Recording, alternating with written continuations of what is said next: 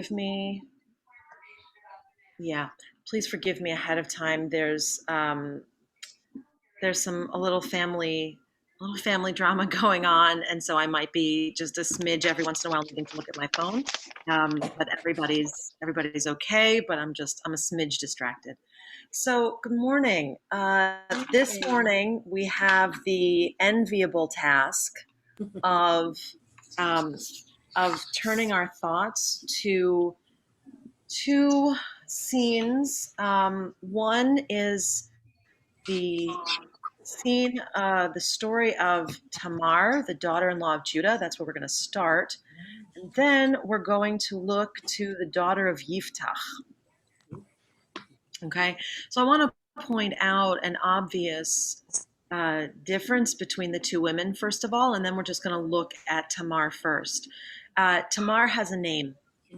Tamar acts with incredible agency. She is, well, let's jump into her story. I'm going to go ahead and share my screen with you. Okay.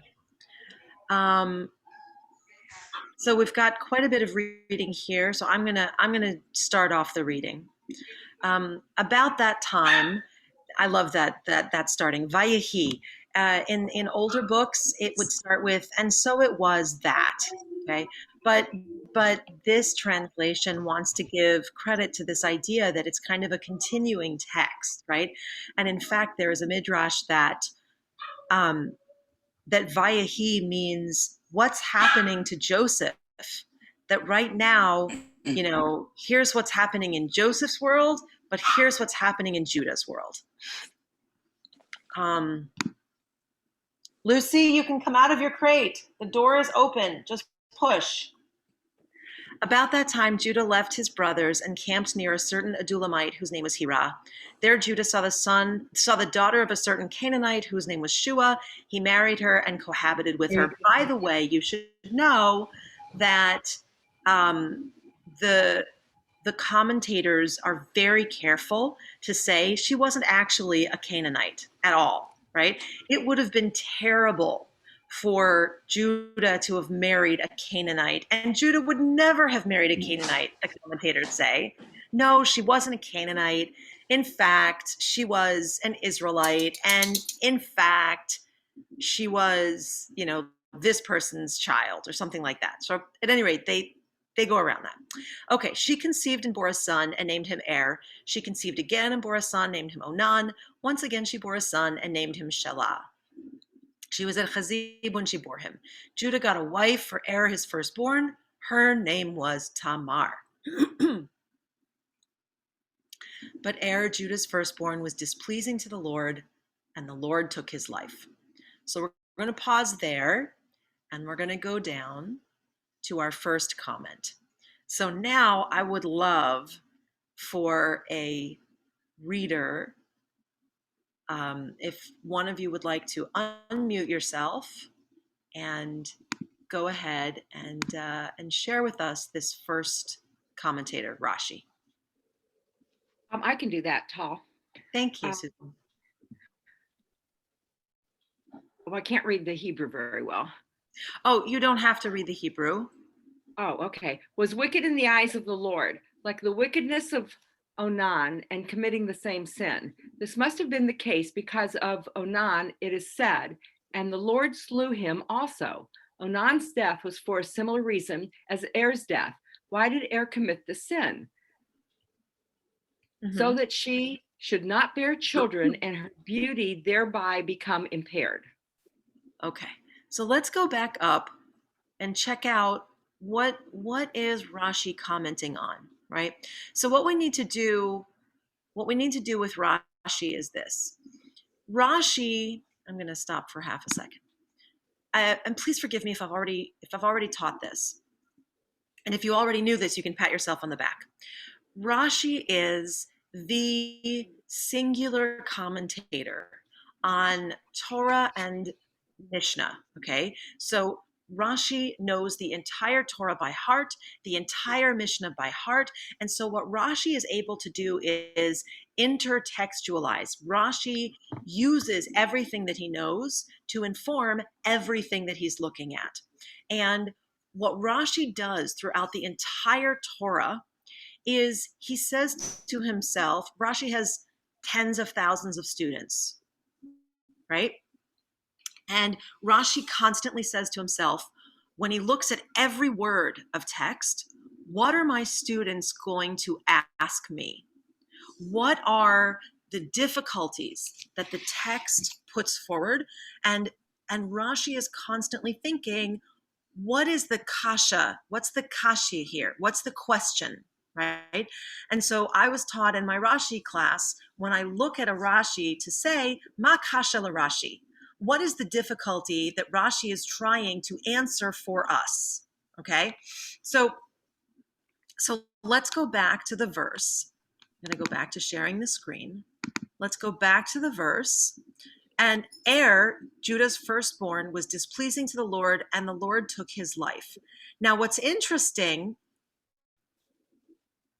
is that Rashi's comment is about Onan. Okay, so in order to understand what Rashi's talking about with we need to go and look at Onan. Okay, so let's get to the point in the story with Onan. Susan, would you continue reading here at 8? Then Judah said. Sure. Then Judah said to Onan, join with your brother's wife and do your duty by her as a brother-in-law and provide offspring for your brother. But Onan, knowing that the seed would not count as his, let it go to waste whenever he joined with his brother's wife, so as not to provide offspring for his brother. What he did was displeasing to the Lord, and he took his life also. Great. Stop there. So in order to understand Rashi's comment on 7, we need to have read all the way to 11. So in a way, one of the reasons that I included this particular commentary is to shine a light on how Rashi works. So let's go back and look again at the Rashi, right? And Rashi, in theory, Rashi is commentating just on the wickedness, right, of right? He says, but it's like the wickedness of Onan, committing the same sin. This must have been the case. Okay, so why did do this thing? Rashi's actually answering 2 questions at the same time. Why did even commit this sin? Right? And Rashi uses his understanding of the Mishnah and the Gemara, actually, the Mishnah and the Gemara, the Talmud, to explain, and he quotes Yevamot 34b. The rabbis say, why did do this in the first place? Did not want her to become pregnant. Let that sink in for a second. He didn't want her to change at all. He thought she was so beautiful. So there are other commentators that I didn't share. Actually, I might have shared one of them further down, that explain that and Onan were like between 12 and 14 years old when they married Tamar. How old was Tamar? So Tamar was probably between 14 and 16. Okay. I mean, if you've seen the adaptations of Romeo and Juliet, and I remember the first time I saw Romeo and Juliet, I was like, I was in 9th or 10th grade, and Romeo and Juliet are portrayed by kids who are younger than I am. And I remember looking at that, and I had read the story, and in my brain, they were in their 20s anyway, and I saw it, and I remember all of us, the whole classroom just kind of gasped. And the teacher chuckled and said, well, how old did you think they were? And so what Rashi's saying here actually, I think, makes sense from the point of view of kind of a stupid kid, right? I can think of other reasons, by the way, that would be a little less a little less insulting to the kid, right? To say, I mean, it's so shallow to say, I wanted her to stay beautiful, okay? But how about, a kid being afraid of being a father. I mean, like, I don't know. At any rate, there's a lot. I don't want to get into that too much because we've got a lot more story to cover. Okay. Would Susan, do you want to do one more? One more comment, Chizkuni's comment on 38:7. There's no sharing on the screen. Not on my Oh, screen. I forgot. I'm sorry. Thank you. I'm like, I'm looking at it. Can't you see it too? Sorry. Okay. Thank you. Okay, go ahead. He killed him. Okay. I have to wait for something to go away there. Okay. He killed him. The sin was that he did not sleep with his wife in such a way that she could become pregnant with his semen. Tamar had remained a virgin even after being married to Onan, so that Yehuda was not guilty of sleeping with a close relative whose previous marriage had been consummated, so that she would have been forbidden to him on that score. Our author, at this point, raises the same question this editor had raised at the end of 38:1, that they should not have been culpable until the age of 20. Okay, so here we have another source that first of all points out that these are very young men, right? That they're under 20. But the idea here, it's so great. This commentary is bringing a lot of information in. Why is it that God killed Er and also Onan, right?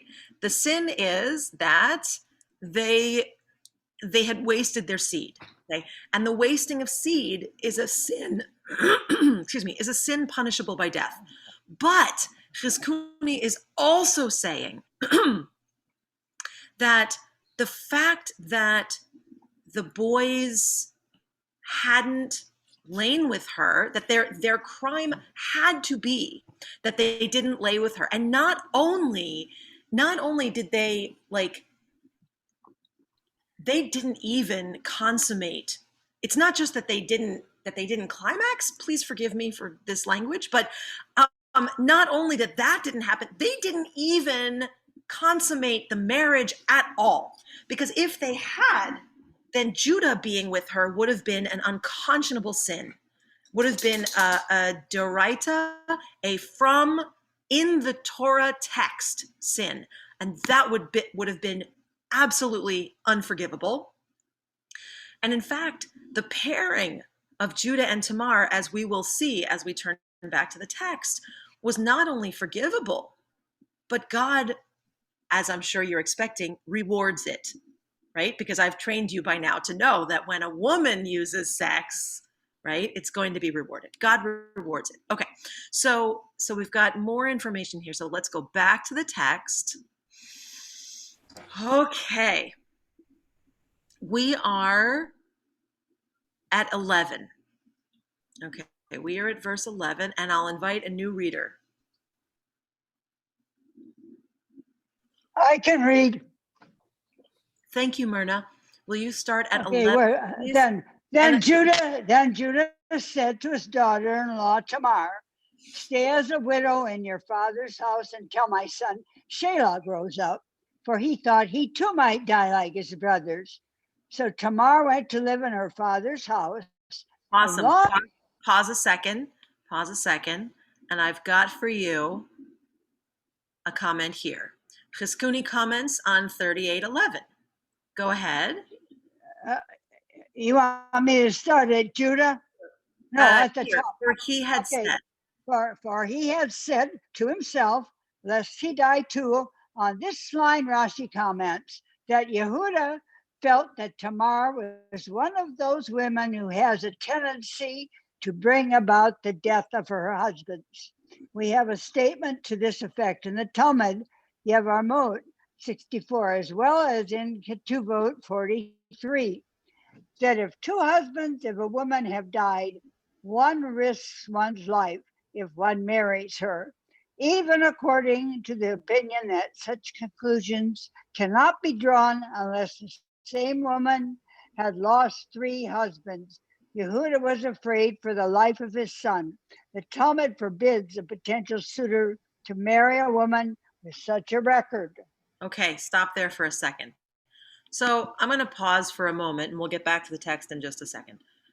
I think this line of thinking also lends credence to the text's thought on why and Onan died, right? Because it would have been something that Judah didn't know about, right? Judah didn't know what killed them because Judah's afraid that marrying off Shelah to Tamar will kill Shelah. Also, he thinks there's something wrong with Tamar. He doesn't understand that the problem was with the behavior of his sons. Okay? Lucy, stop. Okay. I'm going to close the window and then, sorry. Problem is that they're looking out the window. I apologize for that. Okay. So we go back into the text. By the way, I'm going to pause for half a second. How does that hit you? Like, does that seem reasonable that the Talmud should actually say if a woman has married and 3 husbands have died, you may not marry this woman? Yes, there's this. I don't know if other people watch Netflix. There's a series called She's Stiesel, and it's a Jewish story. And this man falls in love with this widow who has lost 2 husbands, and he wants to marry her, and she refuses to marry him, but she doesn't tell him why. Okay. So it just brought that to mind. Thank you. Jeff? Isn't there also something, Chazan, that says if you've lost 2 sons during circumcision, you don't circumcise the third? Yes. So why would that be, Jeff? You don't want to tempt fate. Okay, but let's think on a practical level. If you've lost 2 sons to circumcision and everyone forever has circumcised and we don't lose babies to circumcision, why did you lose those 2 sons? Probably hemophilia. Maybe. Or something like that. What the rabbis said in that case, what the rabbis were pushing on, is the idea that there is something wrong with having a surgery in your family. Because what's interesting is it doesn't say don't have any more sons. Right? It says clearly for your family, this is a dangerous procedure, and it puts life higher than this ritual, which and that's tremendous. That is absolutely tremendous, because here's the thing: anyone who doesn't circumcise their child, that person is karet. Like that's cut off from our people, and this is a go round for that. This is saying like, actually, no. Like circumcision is dangerous in your family. That's a neat thing. That's a beautiful thing. I grew up. Sorry, I grew up Thank you, Bev. hearing, oh, that lady's already had 2 husbands and they both died. She shouldn't get married a 3rd time. And I thought it was a bubba misa. And here's where the bubba misa comes from. Yeah. So many bubba misas. So first of all, it could be a bubba misa all the way back to the Talmud. Right? It could be a bubba misa all the way back to the Talmud. But how interesting is it? Let's talk for half a second. What's a bubba misa? What does a bubba misa mean?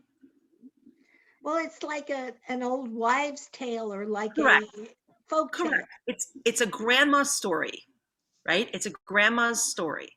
So now here's the question. Do you look at a grandma as a person whose stories are to be written off? Or do you look at a grandma as a source of wisdom and knowledge, and a person whose stories should be adhered to and considered? Right? And I really think that's what's going on. Hold on half a second. Shimon, hi, it's Tal.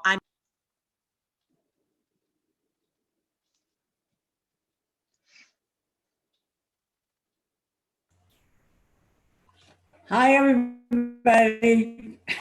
I got on late.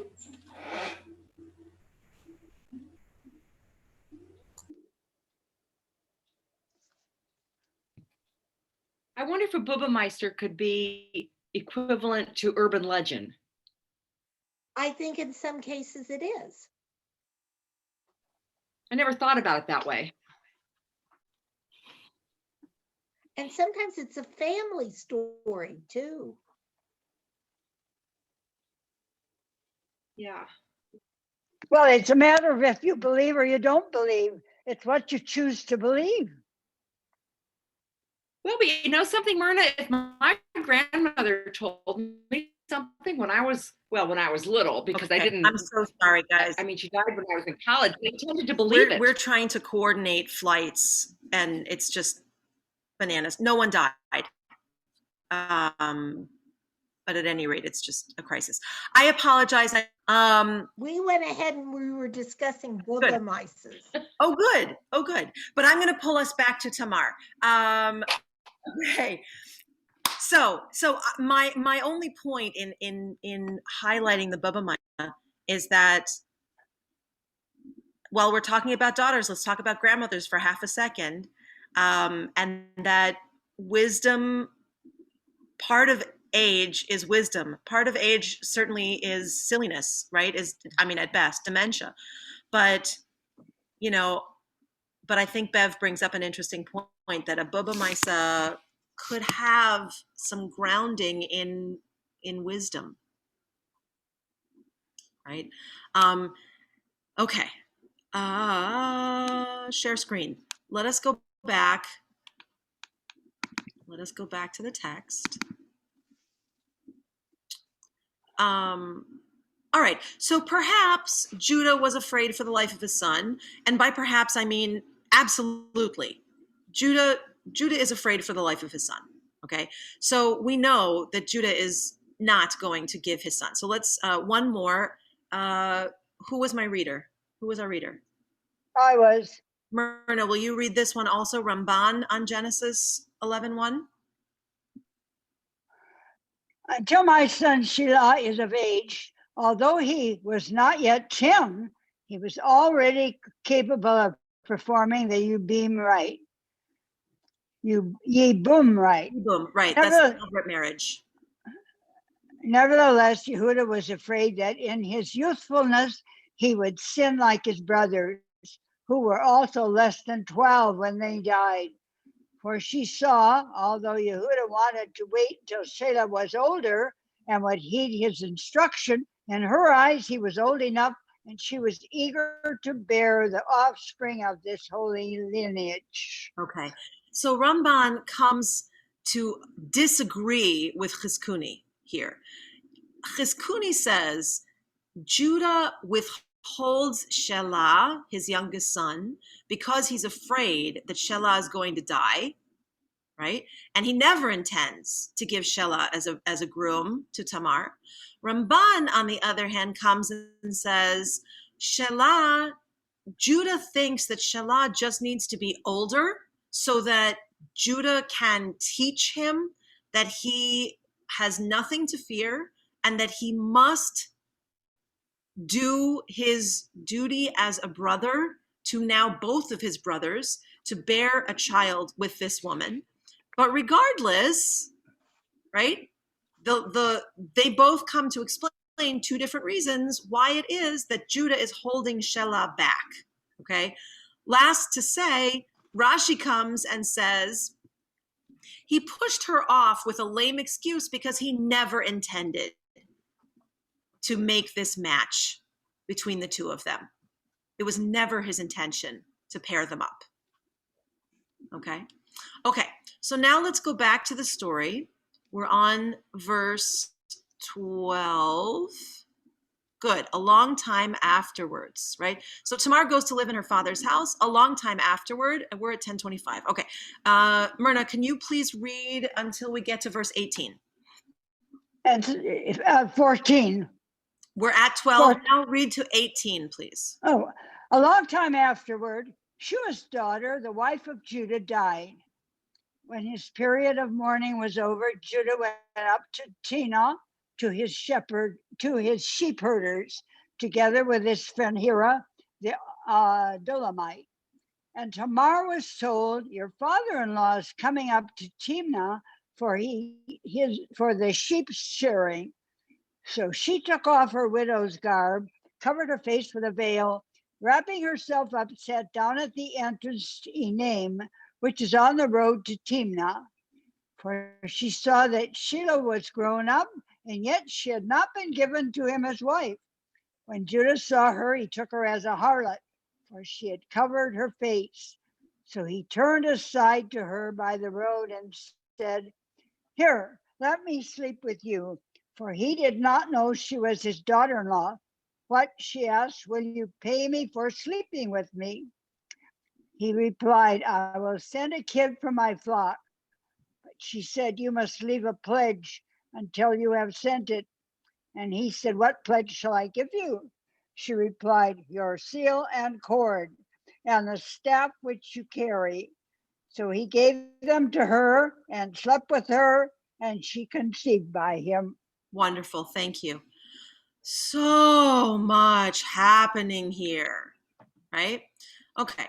So, first of all, Tamar recognizes that it's never going to happen, right? It's been way too long. It's not going to happen. And so she's going to take matters into her own hands. Okay. And so we go here. How is it, we should ask ourselves, how is it that at no point in the interaction between Judah and Tamar does Judah say, "Don't I recognize you?"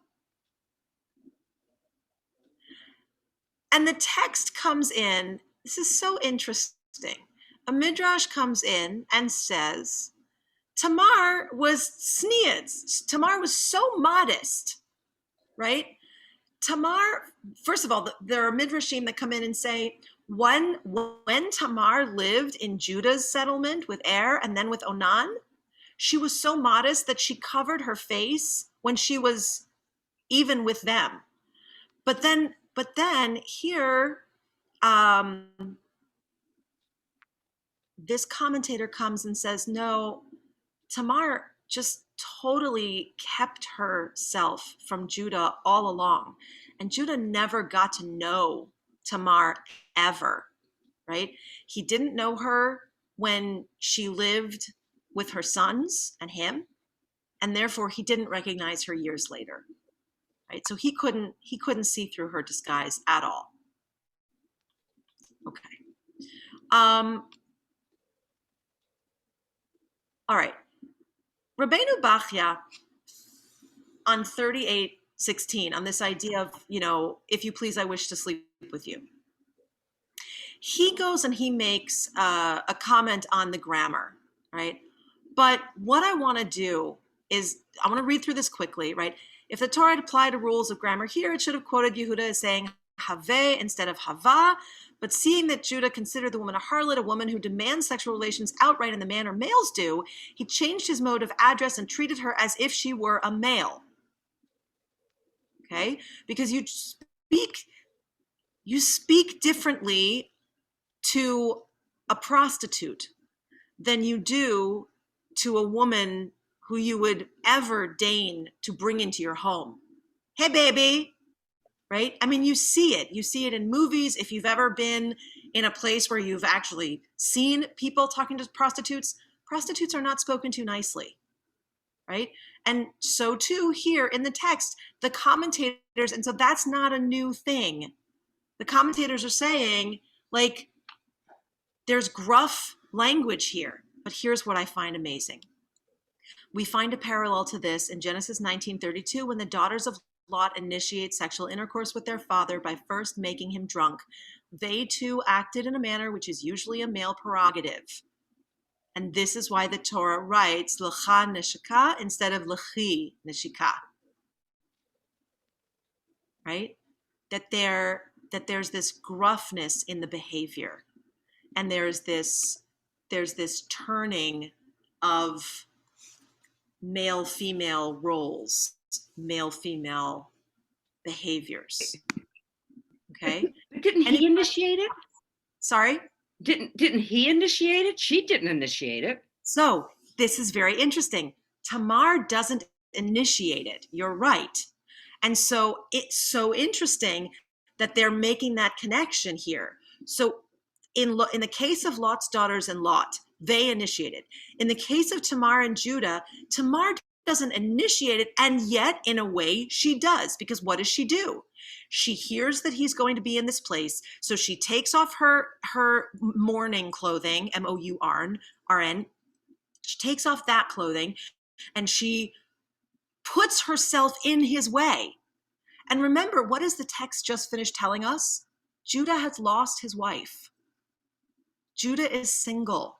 And as upstanding and as wonderful as he is, right, he would not have entertained a prostitute while he was married because he didn't need that. By the way, it's not illegal, right? It's not only is it not illegal, it's a thing that is done, right? Prostitution is just, it's another form of commerce in those days. It's a dangerous form of commerce, but it is a form of commerce, right? We learn about Rahav, the innkeeper, right? She kept an inn where she serviced her guests. That's what innkeepers did.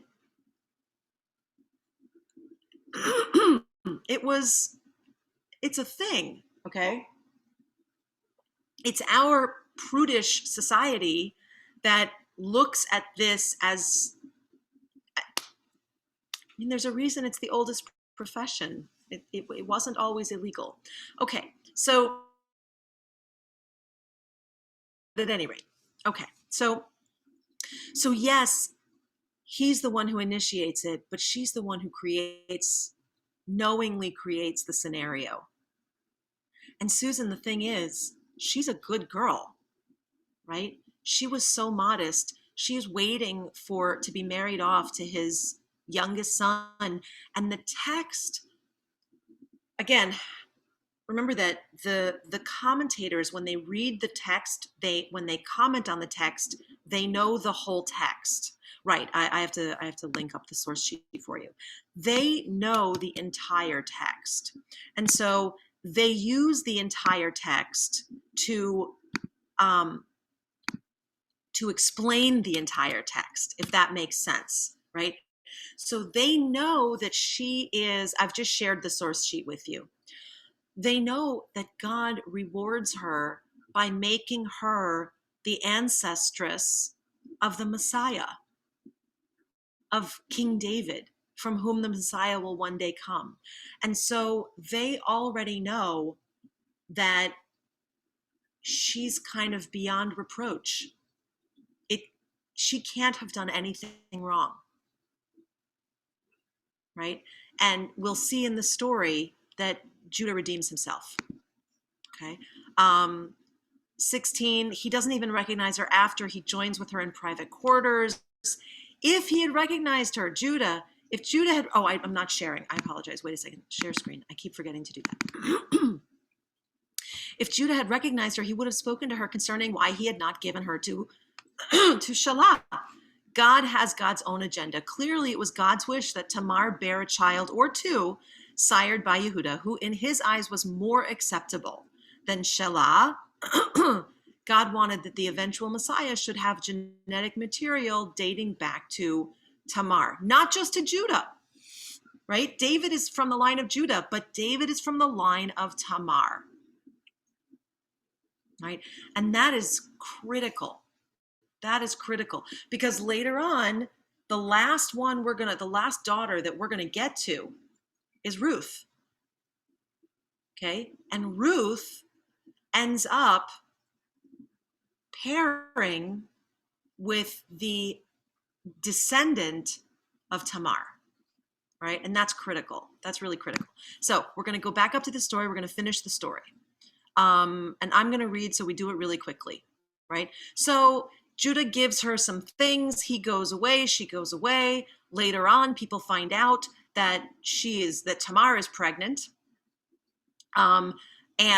Judah, of course, never finds the prostitute that he slept with to give her the goat, right? He goes back to give her the goat and get back his garment and his signet ring, or his garment and his staff, whatever it is. And he can't find her. So then, the townspeople come in and say, hey, Tamar is pregnant.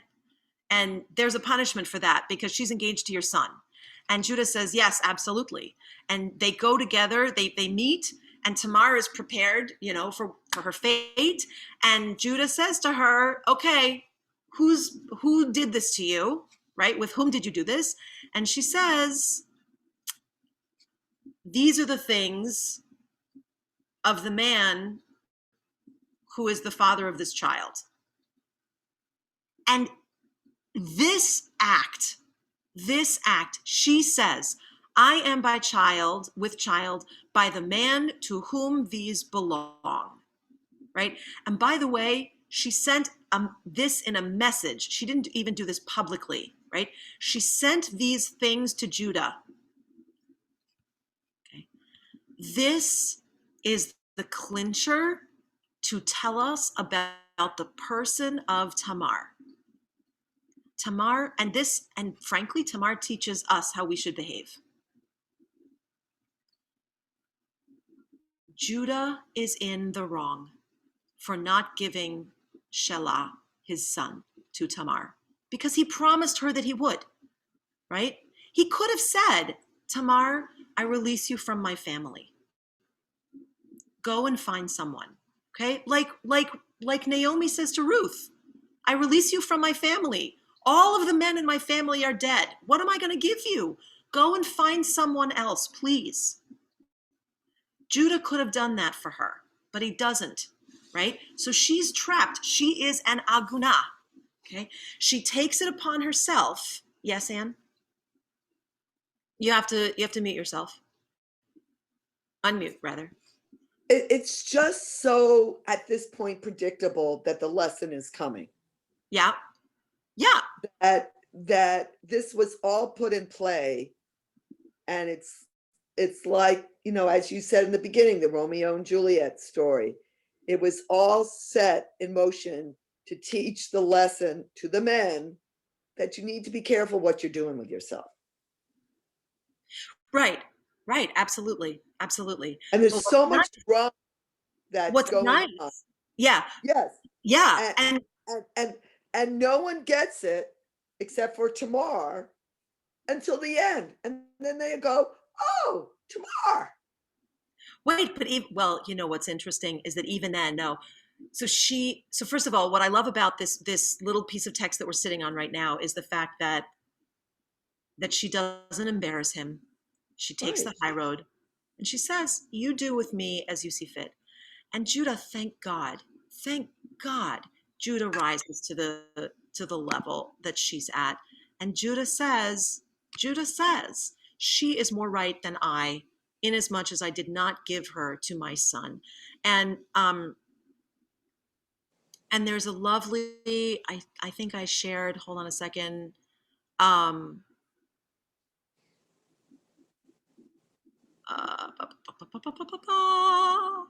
Right. Her intentions were pure, whereas mine were not. Ha'emek hadavar shares, right? She's just far more righteous than I am. And it's really beautiful.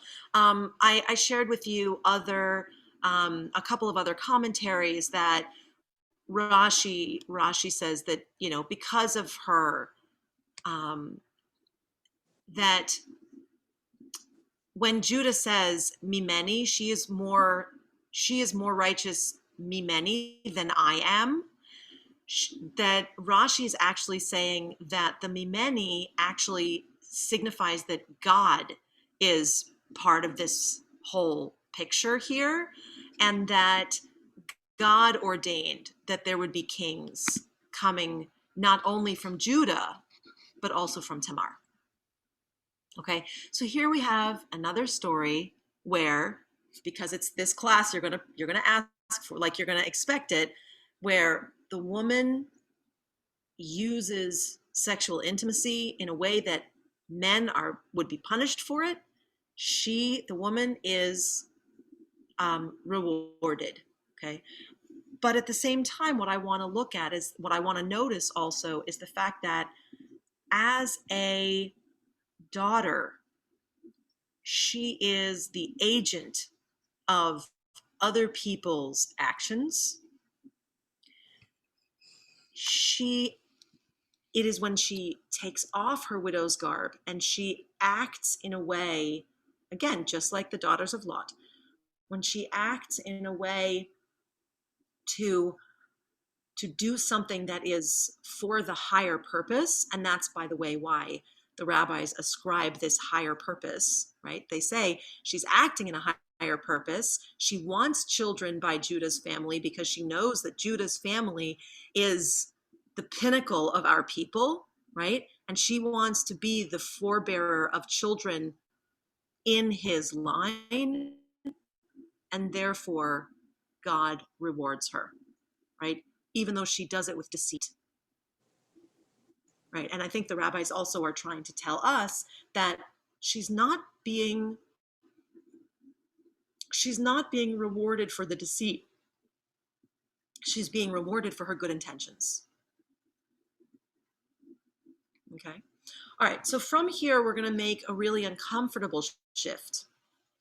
And the uncomfortable shift is to the story of Bat Yiftach, the story of the daughter of Yiftach. Okay, I'm going to share. Now, first of all, I have to apologize with you. This source sheet is just the text of the chapter where we meet Yiftach and his daughter. Okay, that's all that's on it. There aren't commentaries on it. This one I'm going to interrupt and talk about the commentary. Okay, do I have a new reader to read the story? Suzanne, thank you. Okay, Suzanne, here's what I'm going to ask you to do. I'm going to ask you to read verses 1 through 10, and then I'm going to, wait, I want to, well, okay. So the Hebrew's on top. It's not side by side in this one. So you'll read 1 through 10, and then I'll pause, and then we'll go into 30 through 40. Jephthah is Yiftach. Okay, so you can say Yiftach or you can say Jephthah. I don't care. Go for it.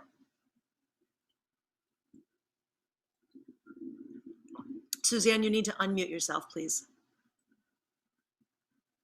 Oh, I did. Now you did. Oh, no, I don't hear you. What about now? Now we hear you. Yes. Okay. Jephthah the Gileadite, the whatever, was an able warrior who was the son of a prostitute. Jephthah's father was Gilead, but Gilead also had sons by his wife. And when the wife's sons grew up, they drove Jephthah out. They said to him, "You shall have no share in her father's property, for you are the son of an outsider." So Jephthah fled from his brothers and settled in the Tob country. Men of low character gathered around Jephthah and went out raiding with him. Sometime later, the Ammonites went to war against Israel. And when the Ammonites attacked Israel, the elders of Gilead went out to bring Jephthah back from the Tob country. They said to Jephthah, "Come be our chief so that we can fight the Ammonites." Jephthah replied to the elders of Gilead, "You are the very people who rejected me and drove me out of my father's house. How can you come to me now when you are in trouble?" The elders of Gilead said to Jephthah, Honestly, we have now turned back to you. If you come with us and fight the Ammonites, you shall be our commander over all the inhabitants of Gilead." So Jephthah said to the elders of Gilead, "Very well, if you bring me back to fight the Ammonites, and the Lord delivers them to me, I am to be your commander." And the elders of Gilead answered Jephthah, "The Lord himself shall be witness between us. We will do just as you have said." Thank you. Thank you. Okay, so this is the background info, right? We haven't met the daughter yet. How many of you have heard of Jephthah before? Of Yiftach before? Okay.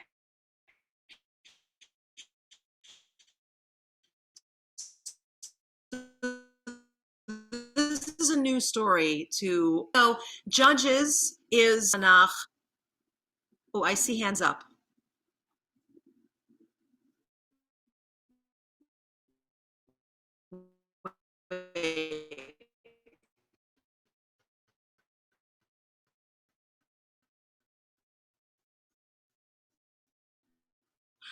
I'm sorry, am I frozen?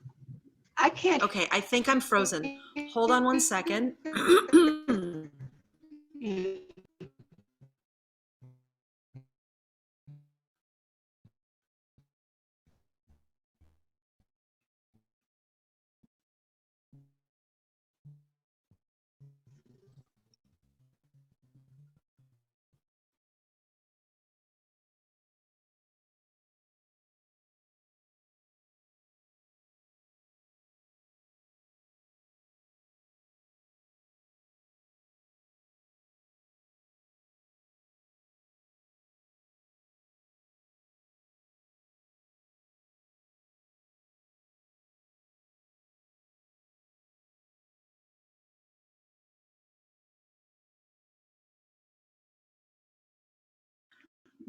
Ah, okay.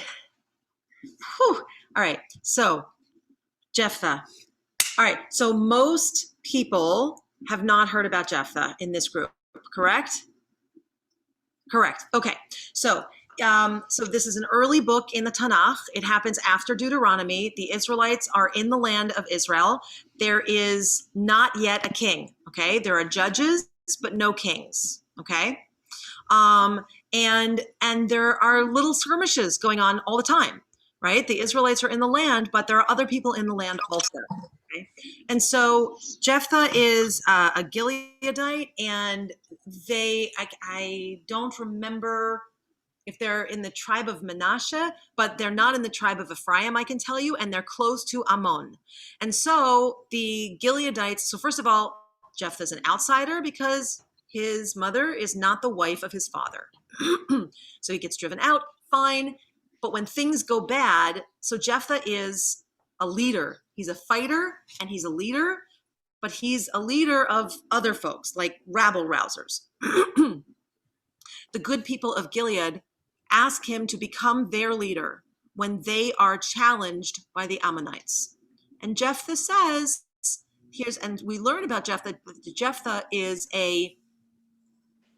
he's kind of he's not well educated, which we'll find out in a minute.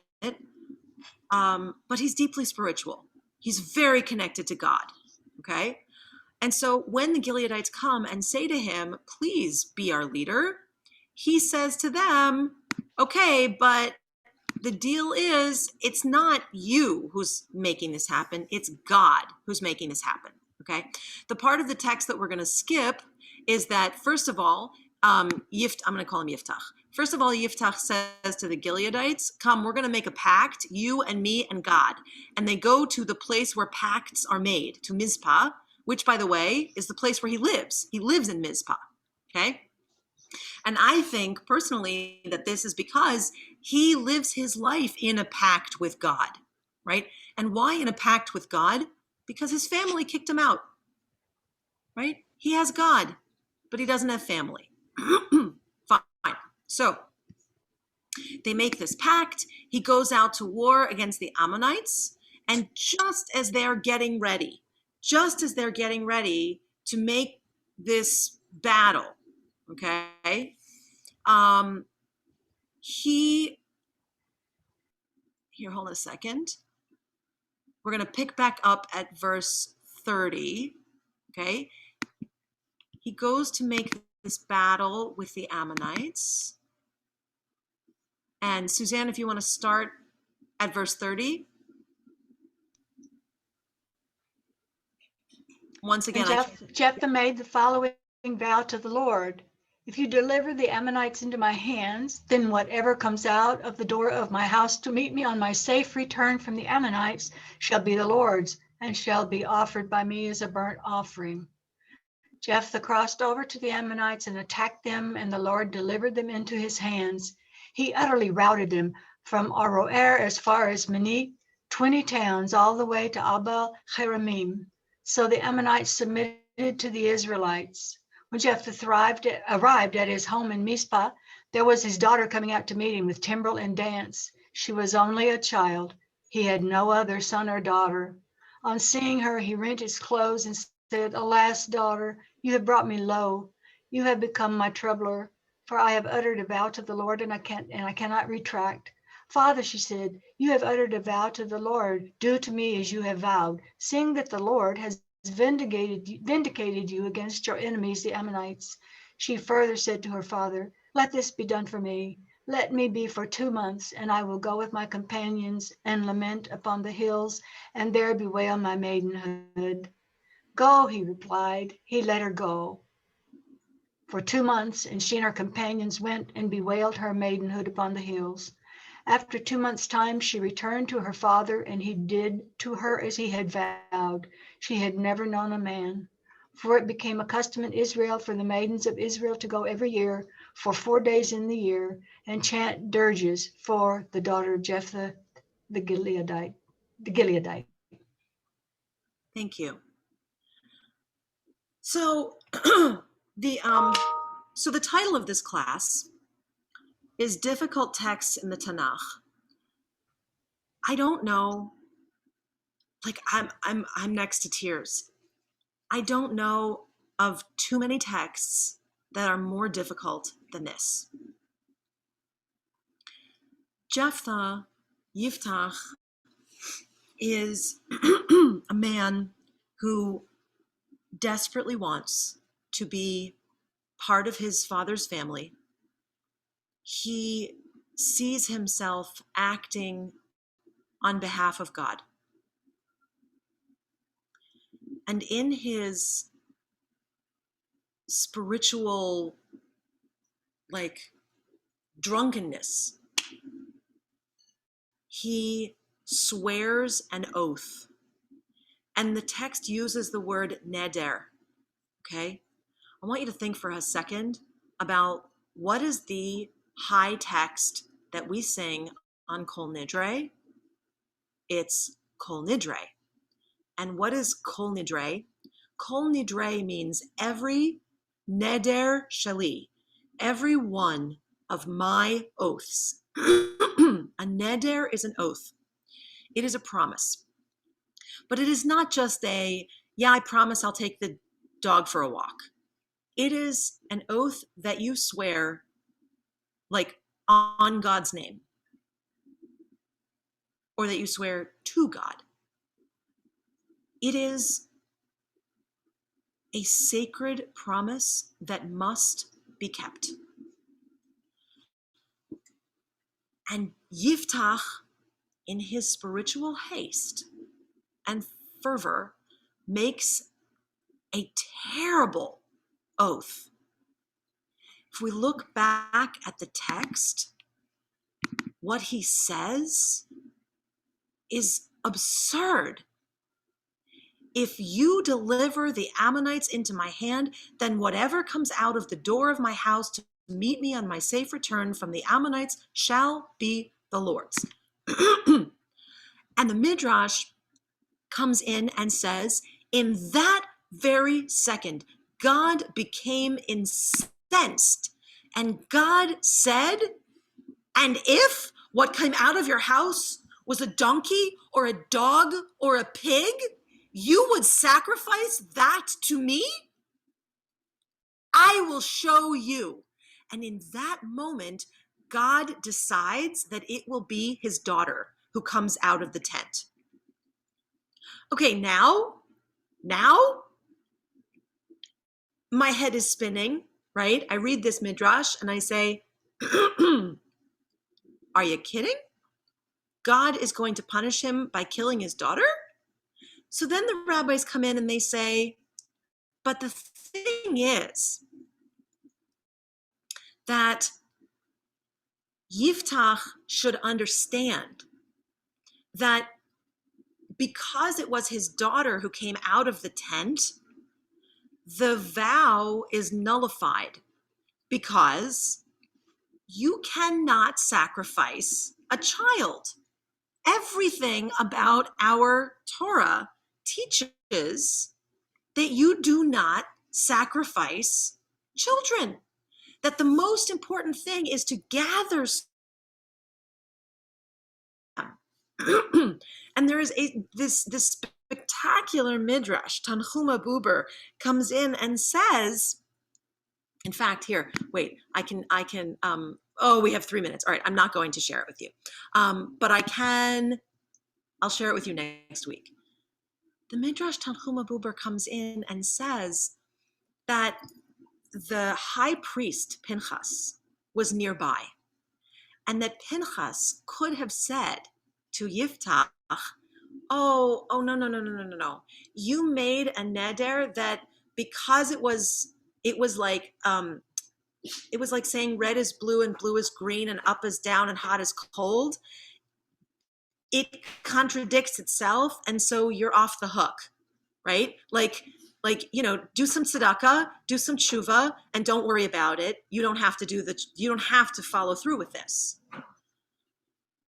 But because Yiftach was so weak in his Torah learning, and so big in his own head, he would not go to seek the counsel of Pinchas. And because Pinchas was so full of himself, right? I'm the high priest, son of a high priest. Why should I go and tell that Am Haaretz, that idiot, that nothing, Yiftach, that his vow is garbage? Because both of them were stuck in their ways, neither of them met the other.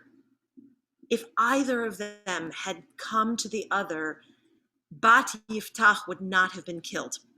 And so the Midrash comes and says, her blood is on both of their hands. And because of it, prophecy dies from, like God's spirit leaves Pinchas, right?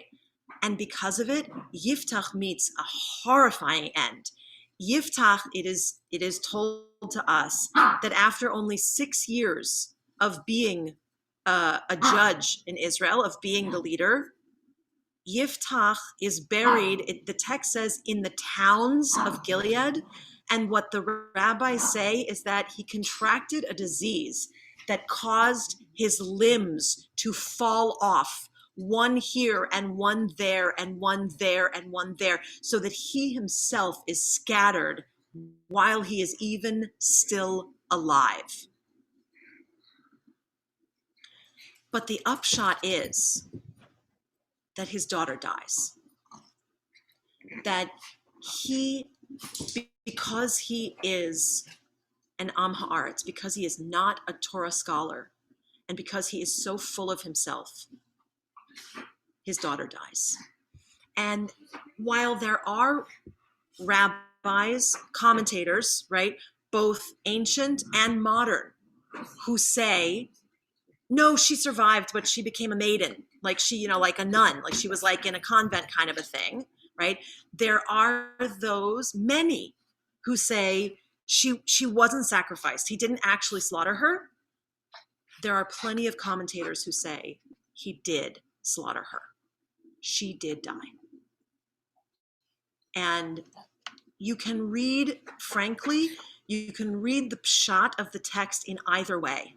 Okay, you can read the simplest way to read the text supports both theories.